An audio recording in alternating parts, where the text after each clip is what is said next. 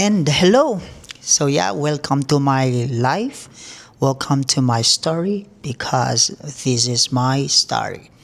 Yeah, as of today, time check, it's 3 o'clock. Payapa naman dito sa Qatar. Okay naman at back to normal na rin kami dito sa office since last week. Work from home kami kasi since last week. And today, Sunday, March 8, kami bumalik ulit sa trabaho and hopefully tuloy-tuloy na to at batid ko namang okay ng lahat dito kasi nga kalmado ng lahat. At saka kailangan din kasi nandito dahil nga maraming mga physical documents na kailangan din matapos. However, pwede naman gawin yung iba online.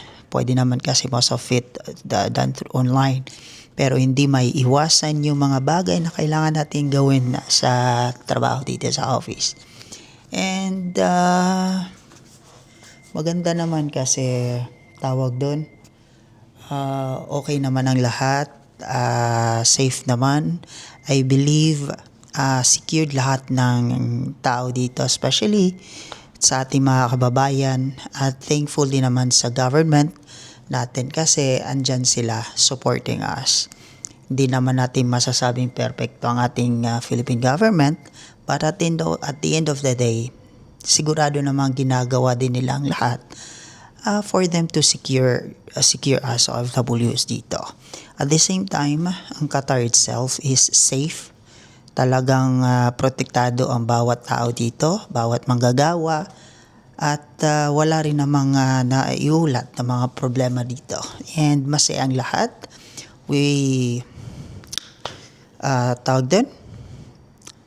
live normally here. So, ganun. And gusto lang ulit sabihin na yun lang. Magsabi na everything is okay naman dito. Kaya, yun lang, masaya naman ang lahat. At yun, salamat na lang on everything. At hanggang sa muli nating pagkikita. Once again, this is my story. Thank you so much for watching and don't like to subscribe and click the notification below para updated din kayo sa mga future updates natin with regards to my story, my life, and everyone's story. Thank you. Paalam.